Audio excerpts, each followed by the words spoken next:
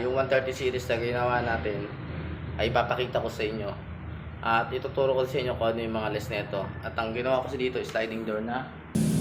Mga kalum, bago niyo po sana umpisa ulit, paki-subscribe, comment, and share na rin po. Malaking tulong po yan para sa aming mga content creator para makagawa po ulit ng mga bagong tutorial pagdating sa Dumino. Salamat po! Ito siya, dito.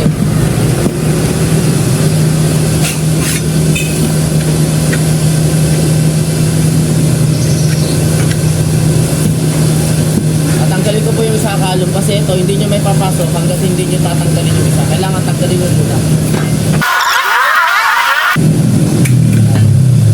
Kailangan kasi yung kalum may papasok mo yan dito.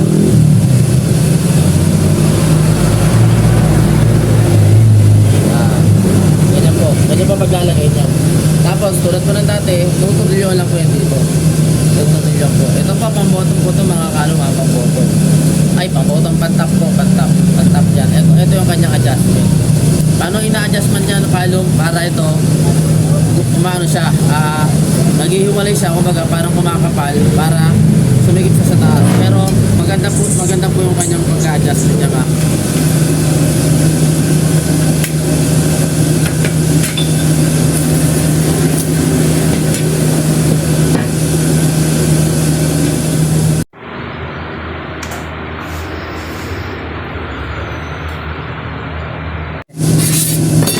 Ito na mga kalum. Pagdating naman po sa perimeter mga kalum, ito po yung perimeter niya. Yan mga kalum. Yan po, yung perimeter niya katulad po ng glass panel.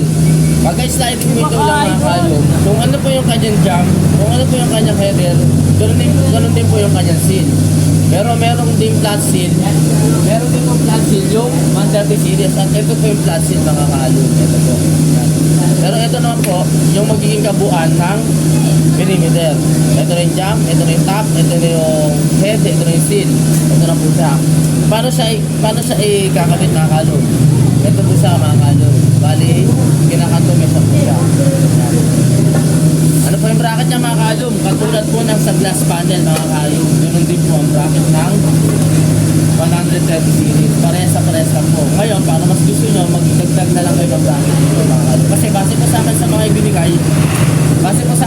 ibinigay, ng aking ng si Sir Dexter, yung kanyang bracket ay kumpleto naman po at maayos. Ngayon, ito pa mga kalum.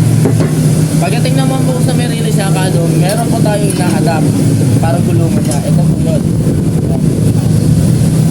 Ang paglalagay niya mga kalum, dito po yan.